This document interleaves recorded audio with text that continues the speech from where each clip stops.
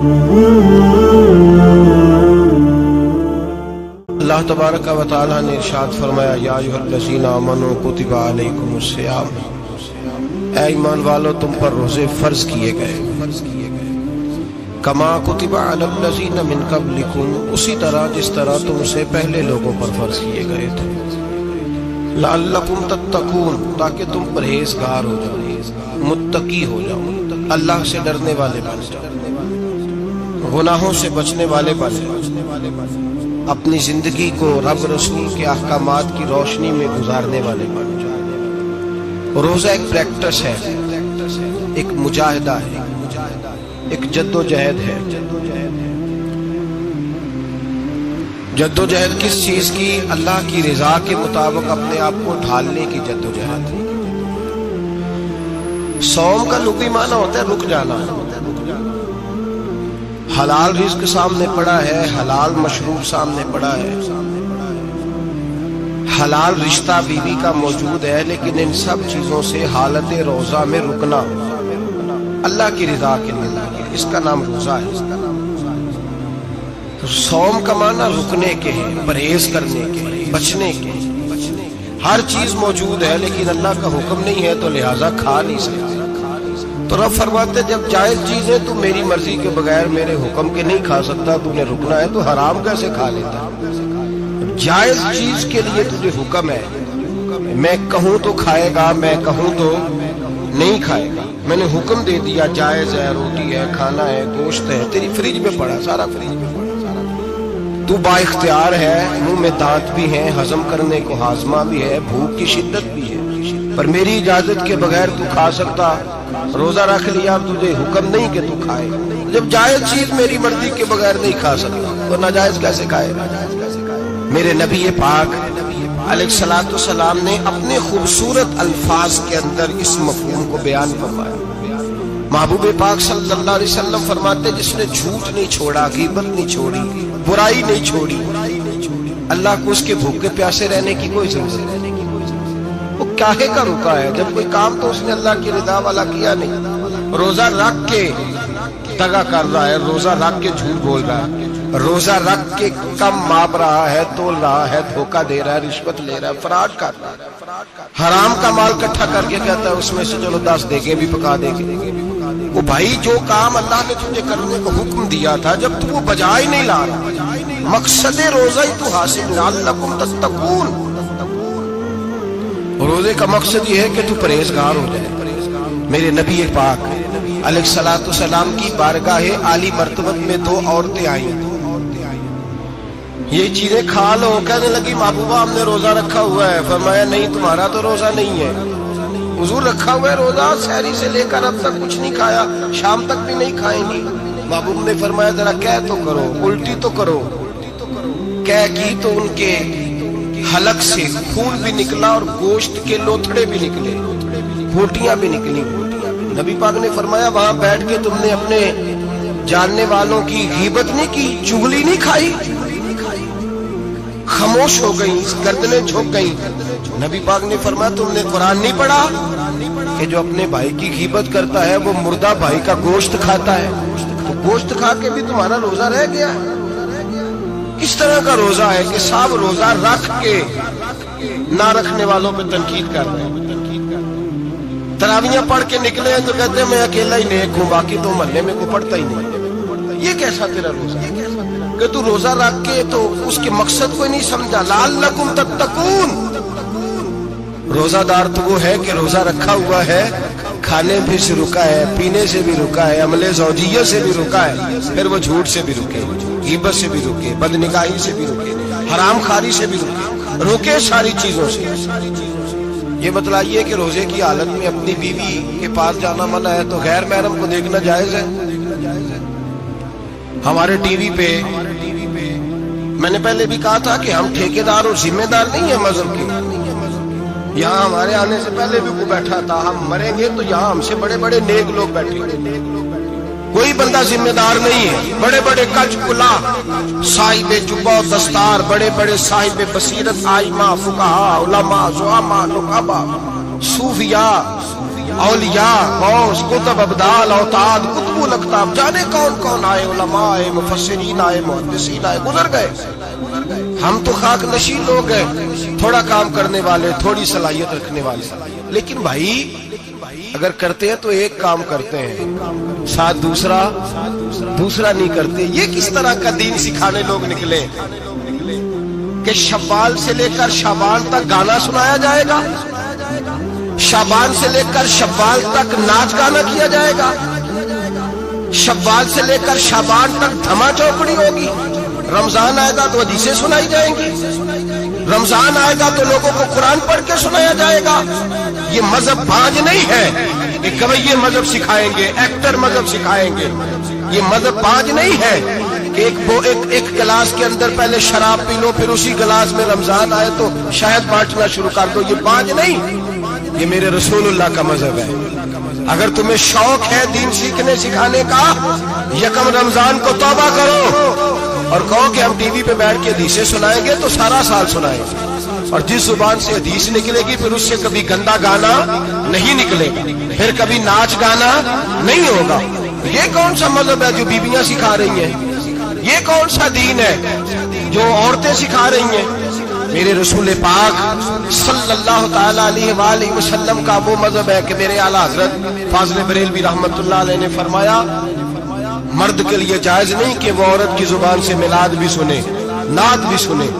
مرد کے لیے جائز نہیں، مرد کو مرد سکھائے گا، عورت سکھائے گی تو عورتوں کو سکھائے گی. بے شک آپ سویرے فتویٰ دیجئے کہ چھوٹی سی مسجد میں بیٹھ کے، چھوٹے سے کونے میں بیٹھ کے چھوٹا سا مولوی، اور وہاں تو اتنے بڑے مفتی ٹی وی پہ بیٹھے ہوئے، وہ غلط ہے تو صحیح ہے کیسے ہو گئے؟ سنو، میرے نبی پاک علیہ الصلوۃ والسلام کے مذہب کا حسن یہ ہے کہ اسلام کہتا ہے ایک نظر بی بی کو دیکھا کسی نے غلطی سے تو معافی ہو جائے گی، دوسری نظر شہوت سے دیکھا تو حرام ہے اس کے لیے. وہ پاکستان کا مولوی ہو یا سعودی عرب کا شاہ ہو، کسی کے لیے عورتوں کے بیچ پھرنا اٹھنا بیٹھنا جائز ہے. میرے نبی پاک صلی اللہ تعالی علیہ وسلم نے فرمایا ہے میں عورتوں سے مصافحہ کرنے نہیں آیا. اور میرے نبی پاک صلی اللہ علیہ وسلم نے فرمایا ہے، حضور فرماتے لیکن اب کتا بالکل ناپاک نہیں ہوتا، کتے کا تھوک ناپاک ہوتا ہے یا کتا گیلا ہو جائے تو ناپاک ہوتا ہے، لیکن خنزیر سارا ناپاک ہوتا ہے، کل ناپاک ہے خنزیر. نبی پاک نے فرمایا خنزیر بھی ہو اور گند میں لتھڑا ہوا بھی ہو، پیشاب میں لتھڑا ہوا ہو، گوبر میں لتھڑا ہوا ہو، پخانے اور فضلے میں لتھڑا ہوا خنزیر ہو، اس کا جسم تیرے ساتھ ٹکرا جائے تو اتنا برا نہیں جتنا غیر محرم عورت کا وجود تیرے ساتھ ٹکرا جائے تو برا ہے.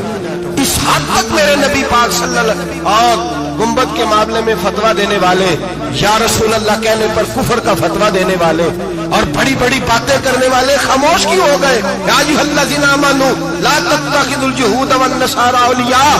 رب فرماتا ہے یہودیوں اور عیسائیوں کو دوست نہ بناؤ، یہ تمہارے دوست ہو سکتے، یہ تمہارے سجن ہو سکتے.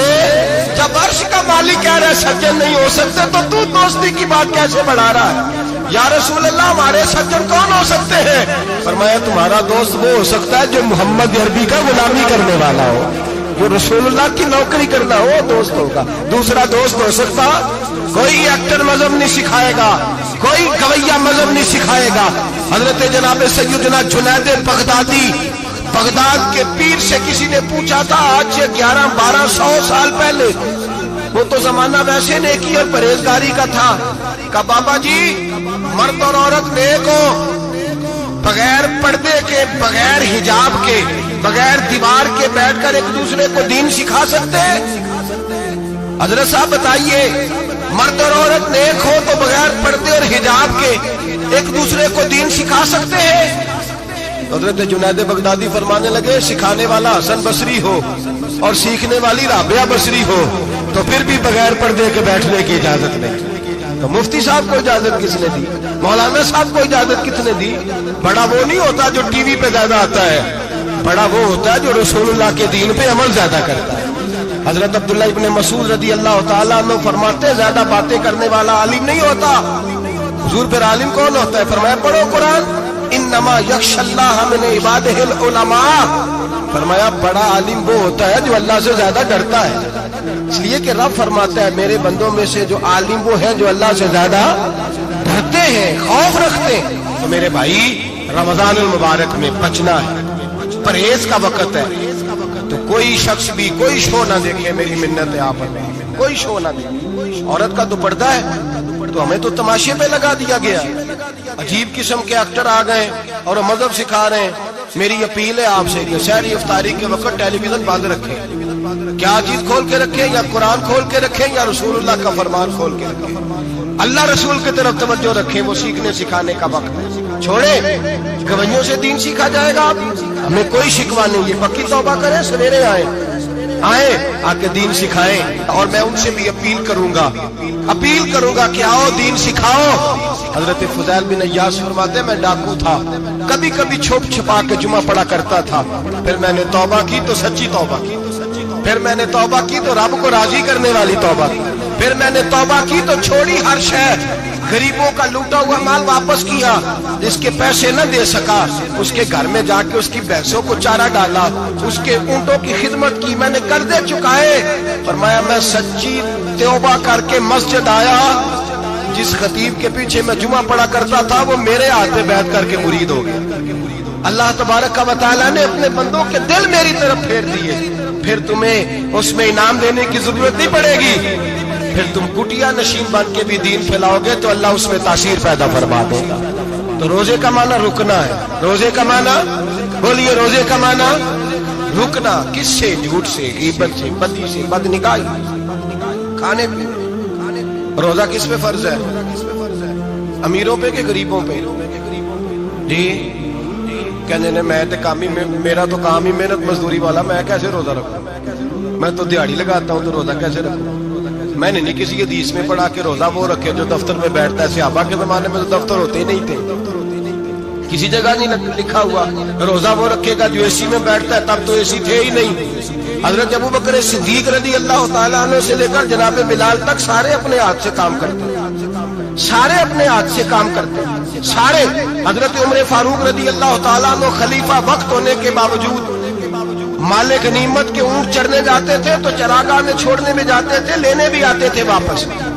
سارے لوگ اپنے ہاتھوں سے مشقت والے کام کرتے، حضرت بلال مزدوری کرتے، سلمان فارسی مزدوری کرتے، مقداد مزدوری کرتے، صحابہ مزدوریاں کرتے، روزے رکھتے۔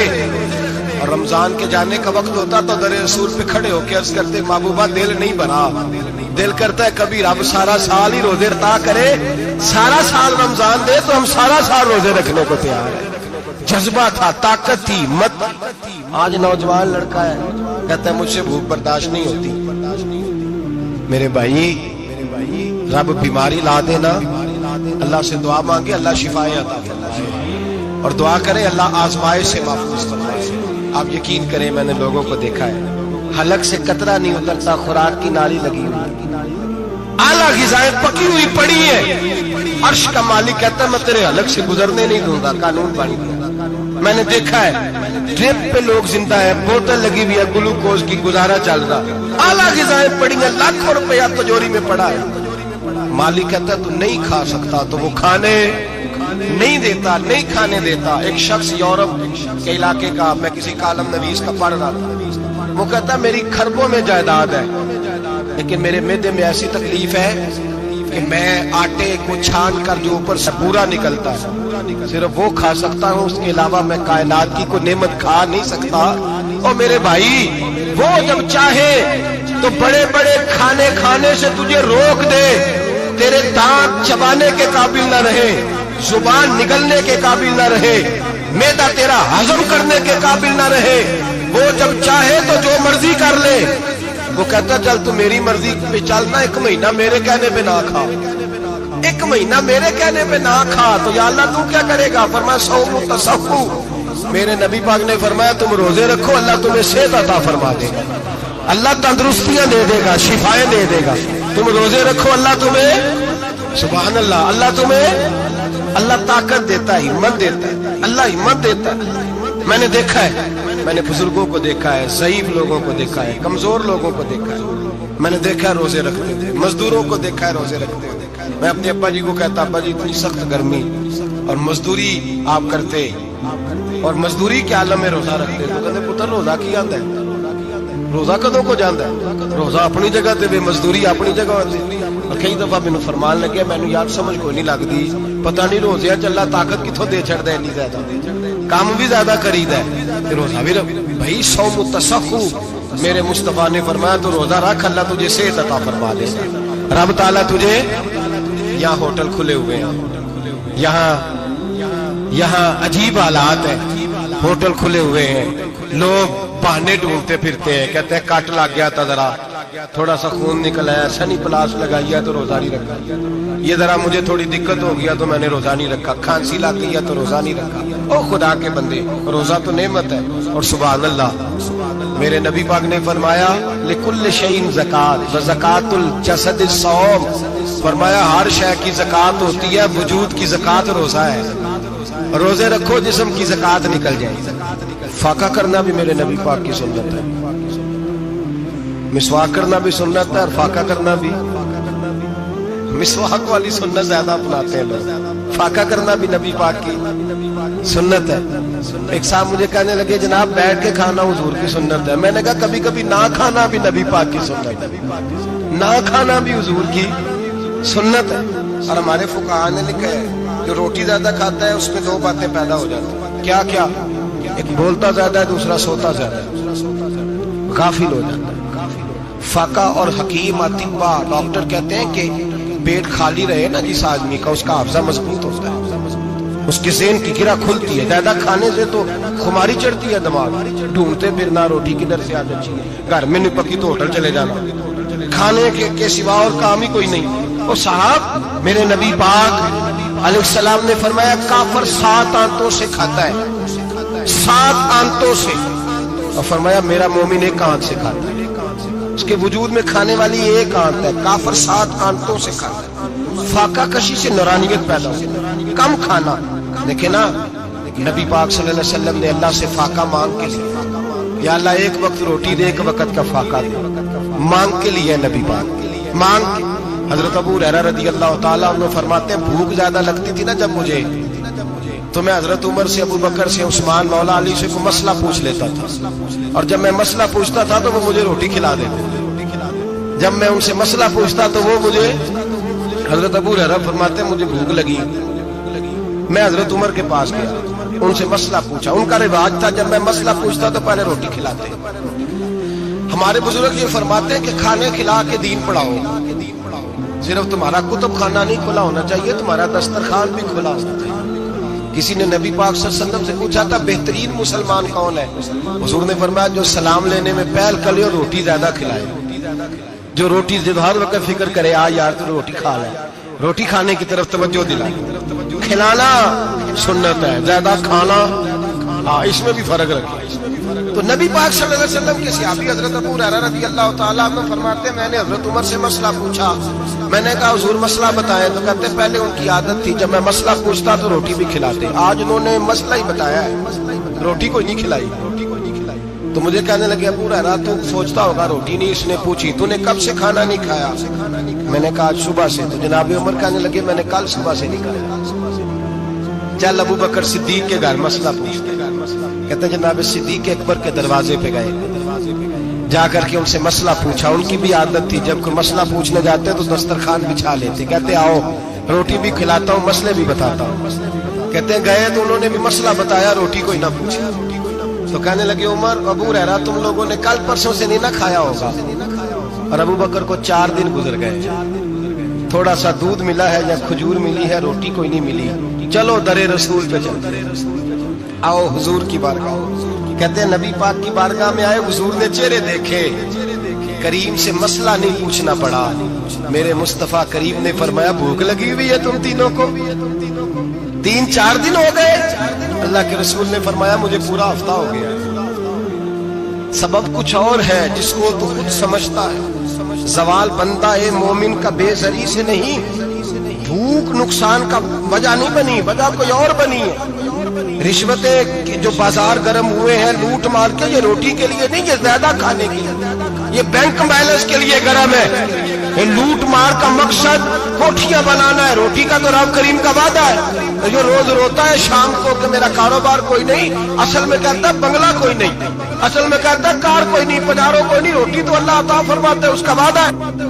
فرمایا حضور نے 3 دن بیت گئے، چلو میرا بے تکلف صحابی ہے ابو الحسن انصاری، وہ بڑے نصیب والے ہوتے ہیں جن کو میرے نبی پاک خود کہتے تھے کہ تیری فلانی ذمہ داری۔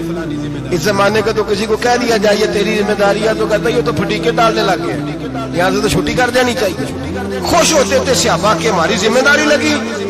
کہتے ہیں حضرت ابو الحسن انصاری کے گھر گئے، نبی پاک نے فرمایا بھوک بڑی لگی ہے، کھانا لاؤ۔ کہتے ہیں حضور نے اسے کہا تو اس آدمی کو تو وجد ہی ہو گیا، اس نے کہا میرے اتنے نصیب کہ حضور کا یہ کھانا کھلا۔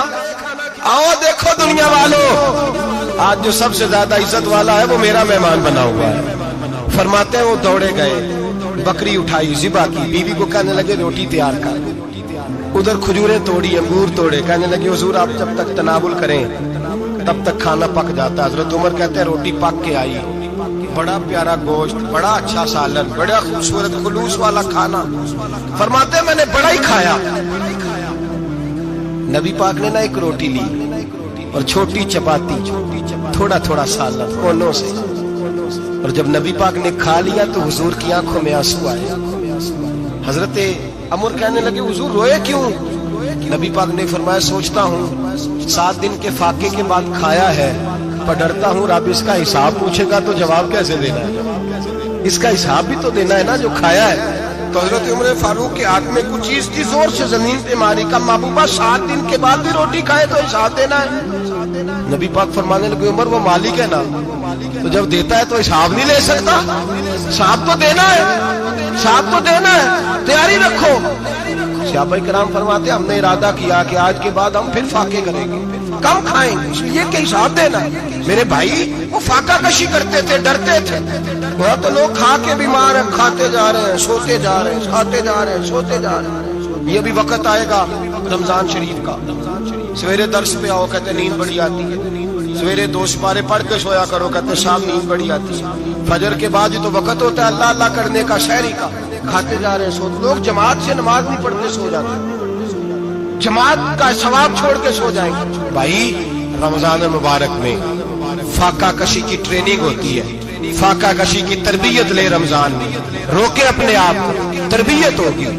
اور ہمارے صوفیاء فرماتے ہیں جو زیادہ کھاتا ہے اس کا نفس اس کو زیادہ پہ مائل کرتا ہے، خواہشات نفس پیدا ہوتی ہیں۔ میرے نبی پاک علیہ السلام نے جوانوں کو حکم دیا ہے یا معاشر الشباب، او جوانوں، یا رسول اللہ کیا حکم ہے؟ فرمایا یا نکاح کر لو اگر طاقت نہیں، طاقت تو روزے رکھو۔ حضور روزے سے کیا ہوگا؟ فرمایا تمہارا نفس کچلا جائے گا، شیطان وسوسہ اندوزی نہیں کرے گا۔ آج نوجوان بڑھ بڑھ کے کھاتا ہے، بہت زیادہ کھاتا ہے، کبھی اس ہوٹل سے کھاتا ہے، کبھی اس ہوٹل سے کھاتا ہے۔ اتنا زیادہ کھائیں گے تو نفسانی قوتیں اچھل کر کے آئیں گے، مشکل ہو جائے گا۔ شادیاں دیر سے ہوتی ہیں، ماں باپ آنکھیں بند کر کے بیٹھے ہوئے ہیں۔ اگر ماں باپ کی ذمہ داری ہو اور ماں باپ نکاح نہ کرے تو نبی پاک نے فرمایا بچے گناہ کریں گے تو جتنا گناہ بچے کو اتنا باپ کو بھی ہوگا۔ تو ماں باپ چپ ہے، دوسرا شادی مشکل بڑی ہے، مہنگی بڑی، اور تیسرا نہیں کر رہے، کچھ لوگ تو روزے بھی نہیں رکھ رہے۔ تو رمضان ان کے لیے بھی وقت ہے، نفسانی قوتیں کچلی جائیں گی، کھانا جتنا کم کھایا جائے گا اتنا وجود کے اندر نفسانی خواہشات کم پیدا ہو۔ تو رمضان تو پریکٹس ہے مجاہدے کی، دین کی۔ اور دوسرا میرے حبیب پاک صلی اللہ علیہ وسلم نے فرمایا ہے، حضور فرماتے ہیں کہ رمضان اور قرآن کا آپس میں رشتہ ہے۔ قرآن پاک کتنا پڑھنا چاہیے روزانہ؟ زیادہ سے اللہ جزا دے، امید ہے آپ زیادہ سے زیادہ ہی پڑھتے ہو۔ بھائی سنیں، حدیث مبارکہ میں نبی پاک نے فرمایا رمضان اور قرآن دونوں مل کے نا، بڑی پیاری حدیث ہے، فرمایا دونوں مل کے اللہ کی بارگاہ میں میری امت کی سفارش کریں۔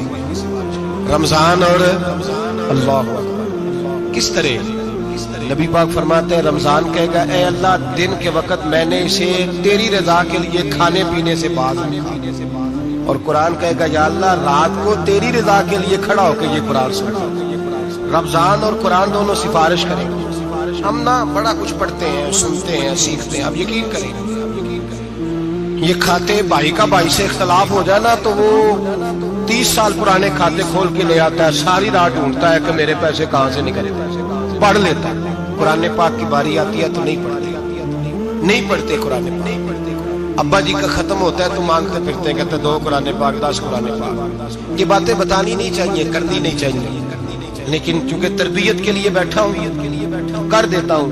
میرے شاگردوں سے پوچھیں, یہاں مدرسہ ہے الحمدللہ, درجنوں طلباء ہیں, اساتذہ ہیں, میرے پیر بھائی ہیں, اور میرا یہ دعویٰ ہے کہ شاید کوئی کسی سے اتنا پیار کرتا ہو جتنے میرے شاگرد اور مرید مجھ سے کرتے ہیں.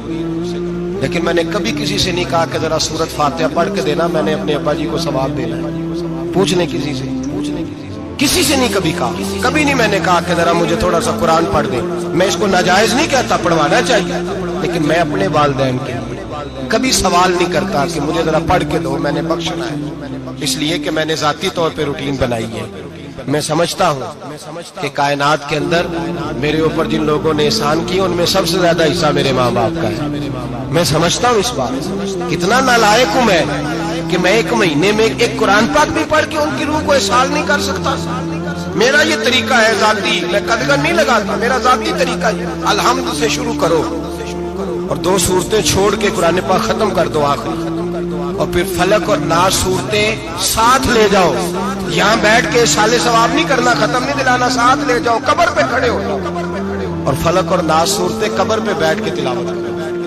اور جو قرآن مجید پڑھا ہے ان کی روح کو وہاں احسان کرو. اور بھائی, اولاد جب ماں باپ کے لیے پڑھتی ہے تو اسے کہنا نہیں پڑتا اللہ بخش دے, اس لیے کہ اولاد کی نیکیاں خود بخود ماں باپ کے کھاتے میں جمع ہو, خود نیکیاں جمع ہوتی ہیں. میرے بھائی, تو بچوں سے یہ تو مطالبہ کرتا ہے کہ بیٹا اس سال رمضان المبارک میں میرے لیے ستو ضرور بنانا, فلانی چٹنی ضرور تیار کرنا. یہ کیوں نہیں کہتا بیوی سے کہ ڈشیں کم بنانا, تو بھی بیٹھ کے قرآن پاک پڑھ, میں بھی قرآن پاک پڑھتا ہوں.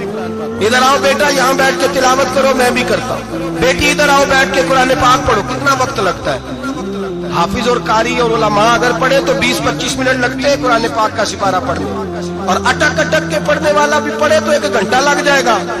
اور میرے نبی پاک صلی اللہ علیہ وسلم نے فرمایا جو قرآن پڑھتے ہوئے اٹکتا ہے اللہ اسے ڈبل ثواب عطا فرماتا ہے.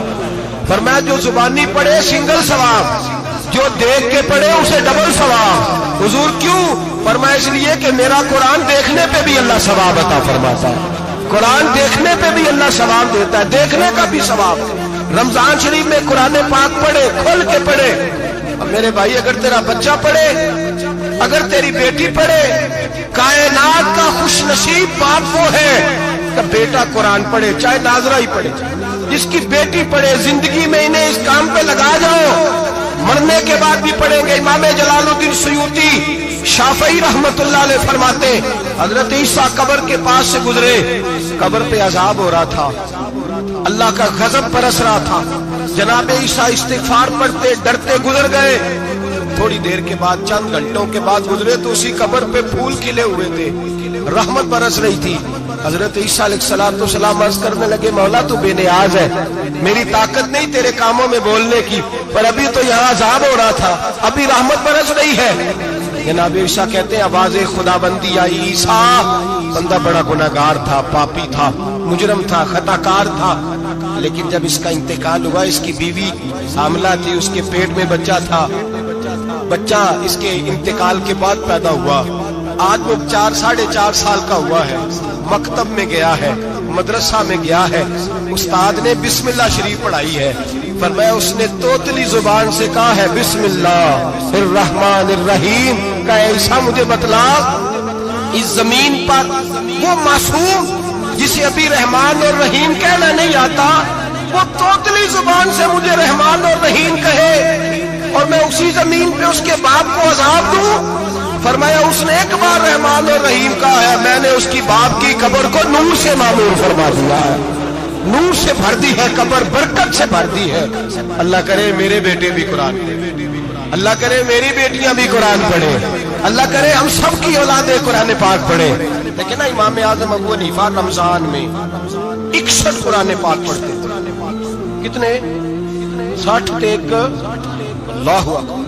ایک قرآن پاک دن میں پڑھتے پورا, ایک رات کو پڑھتے, ایک تراویح میں پڑھتے, 61 قرآن پاک.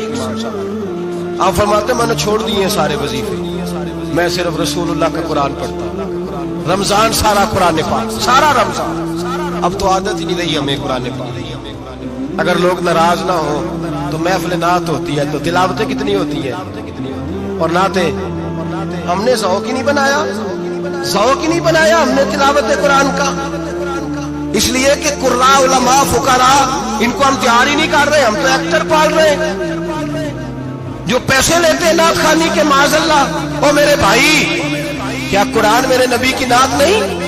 حضرت عائشہ صدیقہ رضی اللہ تعالیٰ عنہ کے پاس صحابہ گئے، کہنے لگے اماں جی ہمیں نبی پاک کا اخلاق بتلائیں۔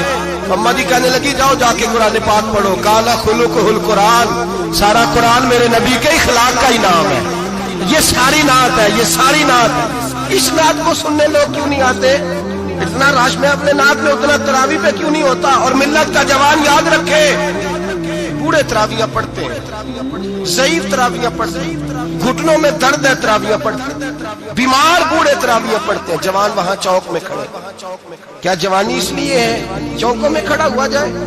کیا جوانی اس لیے ہے کہ سعودی عرب جانے کے لیے پاسپورٹ بنانا ہو تو 2.5 گھنٹے کھڑا رہے، تو شناختی کارڈ کے دفتر تو کھڑا رہے، پروٹیکٹر کے لیے کھڑا رہے، کافروں کے سامنے کاسا لیسی کرنے کے لیے تو کھڑا رہے، تو نوکری پہ جائے تو ساری رات کھڑا رہے، اور تو قرآن کے لیے کھڑا نہیں ہوتا؟ میرے محبوب نے فرمایا من قام ایمانا واحتسابا غفر له ما تقدم من ذنبه، فرمایا جو رمضان المبارک میں اللہ کی رضا کے لیے گناہوں کی معافی کے ارادے سے قیام کرے گا، راتوں کو عبادت کرے گا، اللہ اس کے پچھلے سارے گناہ معاف فرما دے گا۔ نوجوان ارادہ کریں، پروگرام بنائیں، انشاءاللہ قرآن پڑھنا بھی ہے، قرآن پڑھوانا بھی ہے، سننا بھی ہے، اور انشاءاللہ بولیے سننا بھی ہے اور پڑھنا بھی ہے اور پڑھانا بھی۔ مت کریں، دلیری کریں، آگے کھڑے تو ہو، اللہ توفیق عطا کرے گا۔ پہلی بات یہ کہ روزہ رکھیں، دوسری بات یہ کہ قرآن پاک کی تلاوت کریں، اور روزہ رکھیں تو روزے کے سارے حسن سمیت اسے رکھیں۔ نبی پاک نے فرمایا رمضان غمخاری کا مہینہ، غمخاری کریں۔ ہمارے زمانے میں 2 قسم کی تکلیفیں ہیں، ایک تو غریب آدمی، اس کا حال یہ ہے کہ وہ مانگتے ہی گزارا کرنا چاہتا ہے، اس نے ہاتھ یوں کر لیا ہے تو اب اس کا یوں ہونے کو تیار نہیں۔ ضرورت اگر کسی آدمی کو کسی دروازے پہ لے جاتی ہے تو برا نہیں، لیکن سوال کا اپنے اوپر دروازہ کھول لینا یہ ٹھیک نہیں۔ فاقہ کشی پیدا کریں، حوصلہ پیدا کریں، تھوڑے پہ گزارا کرنا سیکھیں۔ غریبوں کو بھی اجازت نہیں کہ وہ نکل کھڑے ہوں میدان میں مانگنے کے، ٹولیاں نکلتی ہیں، رمضان نکلتی ہیں، جتھے نکلتے ہیں خیرات کٹی کرنے، بچیں۔ میرے نبی پاک صلی اللہ علیہ وسلم نے فرمایا جس نے بغیر ضرورت کے سوال کیا، جب قیامت کے دن آئے گا تو اس کے چہرے کے اوپر گوشت نہیں ہوگا، صرف ڈھانچہ ہی ہوگا۔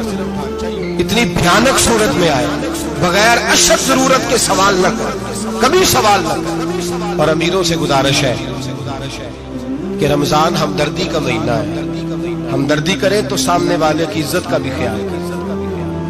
یہ بات درست ہے کہ غریب سیاڑا نہیں ہوتا، اس لیے کہ جس کی جیب میں پیسے نہیں ہوتے بھائی اسے عقل بھی نہیں ہوتی، جس کے گھر کار نہیں ہوتی اسے چلانے کا طریقہ، جس کے گھر اوون نہیں ہوتا اسے چلانے کا طریقہ بھی نہیں آتا، جس کے گھر میں چیزیں ہوتی ہیں اسے چلانا بھی آ جاتا ہے، جنہیں گھر دانے اور کملے بھی اس کے سیانے ہو جاتے ہیں۔ تو چودھری صاحب، سیٹھ صاحب، نواب صاحب آٹا تقسیم کرتے ہیں، کھڑے ہو کے فوٹو کھچاتے ہیں، فیس بک پہ دیتے ہیں، اور ایک آٹے کا تھیلا اور 10 اخباروں میں فوٹو۔ اللہ سے ڈریں، رمضان ہمدردی کا مہینہ، ہمدردی کا، غریب کو دے تو اس کی عزت کو رسوا نہ کرے۔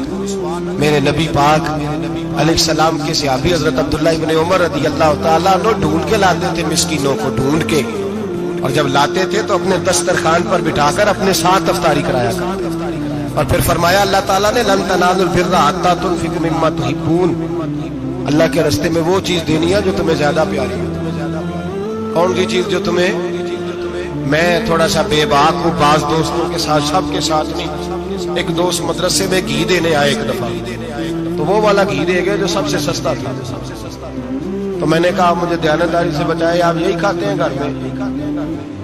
کہنے لگے نہیں۔ تو میں نے کہا پھر ہم نے بچے مارنے کے لیے تو نہیں نہ رکھے ہوئے، کیا وہ والا کی اللہ کے راستے میں پیاری چیز دے رہی ہے نا، اس لیے گلے گلے نوٹ لوگ مسجد کے گلے میں ڈال جاتے ہیں، پھٹے ہوئے ڈال جاتے ہیں، کہتے ہیں جوڑ لیں گے مولوی سے۔ اور خدا کے بندے پیاری چیز دینی تھی تمہیں اور تو نے اس کا ترجمہ الٹ کر لیا ہے۔ سمجھ لے رمضان المبارک میں کسی غریب کی مدد کرنی ہے تو ساتھ اس کی عزت بھی کرنی ہے۔ نبی پاک علیہ السلام کے دروازے پر جب سے یہ جملہ ایک ہے لیکن بڑا قیمتی ہے، صحابہ کہتے ہیں جب ہم دروازہ رسول پہ جاتے تھے خیرات بھی ملتی تھی اور عزت بھی ملتی تھی، خود بھیک دے خود ہی کہیں منگتے کا بھلا ہو، خیرات بھی ملتی تھی اور عزت بھی ملتی تھی۔ نبی پاک ساتھ عزت بھی دیتے تھے، مسکین کو غریب کو دیں اور خیر خائی کریں، جوتے بیچنے والے جوتوں کے ریٹ سستے کریں، کپڑا بیچنے والے کپڑے کا ریٹ، درزی صاحب بھی ریٹ سستا کریں، دکاندار بھی چیزوں کا ریٹ، حکیم صاحب پیسے کم لیں، ڈاکٹر پیسے کم کریں، حکومت نرخوں میں کمی کرے اور یہ کام اجتماعی طور پہ کرے۔ میرے نبی پاک نے فرمایا رمضان غمخواری کا مہینہ ہے، اس پہ غمخواری کرنی ہے، دوسرے کا خیال کریں، اظہار کریں، قربانی کریں۔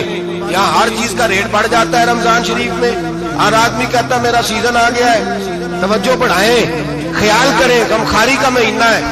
اور پھر آپ لوگوں سے یہ بھی گزارش ہے کہ رمضان المبارک کا جب مہینہ آئے تو جس آدمی کے ساتھ نیکی کرنی ہے وقت پہ کریں، کسی غریب کو پیسے دینے ہیں کپڑے دینے ہیں تو یکم رمضان کو دیں۔ میں اکثر دوستوں سے پوچھتا ہوں، میں کہتا ہوں قاری صاحب نو جوڑا کدو دیندے ہو؟ کہندے 27 والے دن۔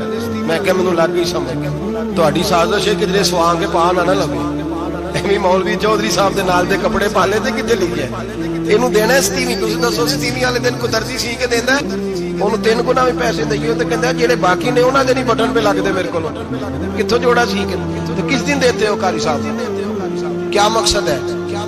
پہننے کے لیے دے رہے ہو یا اس لیے دے رہے ہو کہ نہ پہن سکے؟ تو بھائی آپ جب کسی کو کوئی چیز دیں گے تو کب دیں گے؟ جب وہ استعمال کر سکے۔ غریب کو لوگ فطرانہ دینے جاتے ہیں عید سے ایک دن پہلے، تو کیا کرے گا اس کا؟ نہ تو کپڑے خرید سکا نہ روٹی لا سکا، بلکہ میرے حضرت صاحب فرماتے ہیں رمضان سے پہلے دے دو، رمضان کی نیت کر کے رمضان سے 1-2 دن پہلے دے دو، اللہ رمضان جتنا ثواب ہی عطا فرمائے۔ رمضان سے پہلے دو جس کو خوش ہے، قبل از وقت تیاری کر۔ میرے قبلہ صاحب فرمایا کرتے اپنے کپڑے بعد میں، غریب کے بچوں کے کپڑے پہلے، اپنے گھر کی ضروریات بعد میں، غریبوں کی ضروریات، اس لیے کہ اللہ پاک نے ان کا رزق بھی ہمارے گھر بھیج دیا۔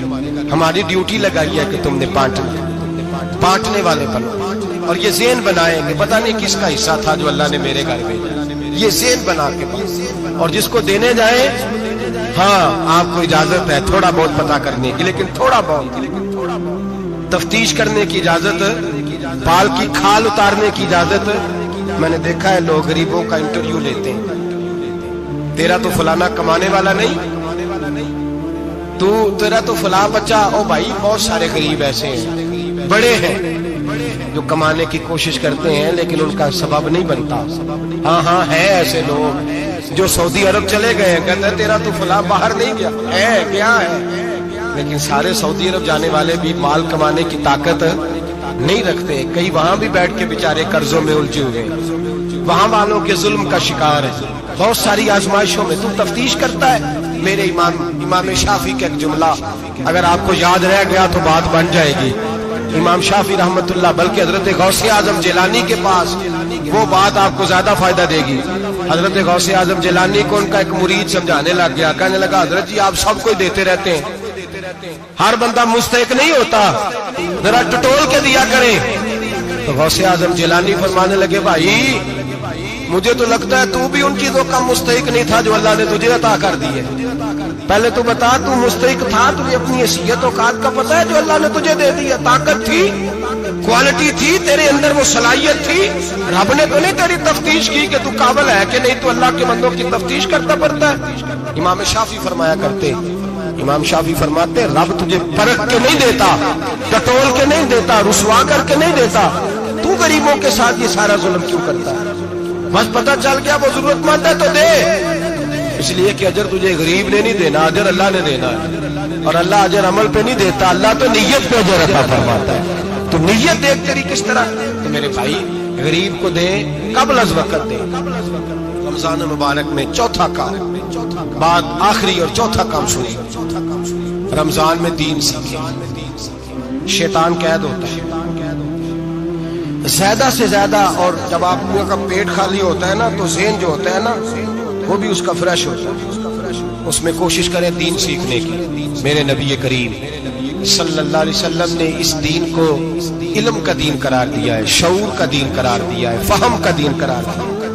نبی پاک صلی اللہ علیہ وسلم نے فرمایا ایک عبادت کرنے والا عشاء کے بعد کھڑا ہو اور فجر تک نماز پڑھتا رہے، ایک عالم دین عشاء پڑھ کے سو جائے اٹھ کے فجر پڑھ لے تو وہ 70 عبادت کرنے والوں کا درجہ زیادہ نہیں، عالم کا درجہ پھر بھی زیادہ ہے، اس عالم دین کا درجہ زیادہ ہے، اس لیے کہ وہ لوگوں کو آگاہی دیتا ہے، شعور بخشتا ہے۔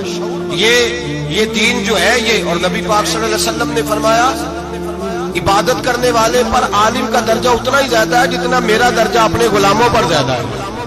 عالم کو حضور نے اتنا بڑا مقام دیا، دین سیکھے، شعور حاصل، یہ فقاہت کا دین ہے، شعور حاصل کرنے کا دین ہے۔ اور نبی پاک صلی اللہ علیہ وسلم نے فرمایا دین کی ایک بات سیکھ لینا 1000 نفل پڑھنے سے زیادہ درجہ رکھتا ہے، دین کی ایک بات سیکھ لینا 1000 جنازے میں شرکت سے زیادہ درجہ رکھتا ہے، دین کی ایک بات سیکھ لینا، میرے نبی پاک صلی اللہ تعالی علیہ وسلم ارشاد فرماتے 1000 مریض کی عیادت کرنے سے زیادہ درجہ رکھتا ہے۔ فرمایا جس نے رات کے ایک لمحے میں دین کی ایک بات سیکھی اللہ اسے ساری رات عبادت کرنے سے زیادہ ثواب عطا فرمائے۔ میرے ارشاد فرمایا کرتے جب سیکھنے والے کو یہ ثواب ملے گا تو بتائیے سکھانے والے کو کتنا ثواب ملے گا، اسے اللہ کتنا درد۔ رمضان آ رہا ہے، شیطان قید ہے، دین پھیلانے کی کوشش کریں، جدوجہد کریں۔ بڑی نیند آتی ہے فجر پڑھ کے، لیکن اگر کسی کا ارادہ بن جائے کہ دین سیکھنا بھی ہے اور دین بچوں کو، تو پھر کوئی نیند غلبہ۔ ایک مثال ایک عالم نے سمجھائی، کوئی بزرگ تھے درویش عالم، ان کے پاس ایک عورت آئی، کہنے لگی میں بچوں کو سویرے بڑا جگاتی ہوں، بچے جاگتے نہیں نماز کے لیے۔ بڑا عجیب جواب دیا بزرگوں نے، درویش نے، عالم نے، کہنے لگے بی بی کیوں نہیں جاگتے، جگایا کر، بیدار کیا کر، اٹھایا کر۔ کہنے لگی بڑی جدوجہد کرتی ہوں، اٹھتے نہیں، بیدار نہیں ہوتے۔ اللہ والے تھے نا۔ کہنے لگے یہ بتا اگر اس کمرے میں آگ لگ جائے تو پھر بچوں کو کیسے بیدار کرے گی، آگ سے بچانے کے لیے کیا کرے گی؟ پھر تو بالوں سے پکڑ بھی گھسیٹنا پڑا تو گھسیٹ کے کمرے سے لاؤں گی، پھر تو چوٹیں لگتی ہیں تو لگ جائے، پھر میں پرواہ نہیں کروں گی۔ آپ فرمانے لگے یوں سمجھ لے جہنم کی آگ جل رہی ہے، اگر تیرے بچے نے نماز نہ پڑھی تو آگ لگ جائے گی، اگر اس نے عبادت نہ کی تو اسے آگ، اب جیسے بھی تجھے اٹھانا پڑتا ہے اٹھا گھسیٹ کے باہر لا، لیکن اس کی نماز قضا۔ نیند بڑی آ رہی ہے سویرے، لیکن اگر دین نہ سیکھا تو مشکل ہو جائے گا۔ جیسے بھی اپنے آپ کو جگانا چاہیے، ہمت کرنی چاہیے، دلیری کرنی چاہیے۔ ہمیشہ مدحت خیر الانام میں گزرے، دعا ہے یہ عمر درود و سلام میں گزرے۔